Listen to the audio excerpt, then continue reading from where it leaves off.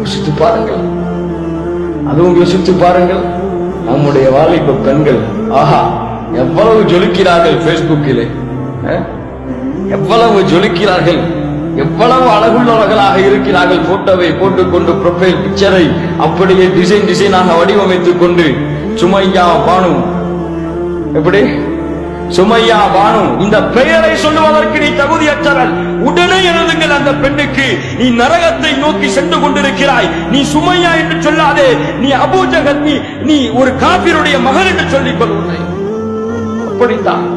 ஏன் ஒரு காபிர் செய்ய வெட்கப்படக்கூடிய விஷயங்களை எல்லாம் ஒரு காபிர் தன்னுடைய புகைப்படத்தை மக்கள் பார்க்க கூடாது என்று பயப்பட்டு அதை மறைத்து வைத்திருக்கக்கூடிய விஷயத்தை எல்லாம் முகம்மது நபியின் வாரிசு என்று சொல்லக்கூடிய, பாத்திமாவிற்கு பிறந்தவர் என்று சொல்லக்கூடிய, சுமையாவின் வாரிசுகள் என்று சொல்லக்கூடிய இந்த சுமையா பாத்திமா போட்டு வச்சிருப்பாங்க ப்ரொஃபைல் பிக்சரா. ஹராம், ஜினா. இது உன்னை பார்ப்பவர்களும் ஹராமிலே உட்படுத்தப்படுகிறார்கள்.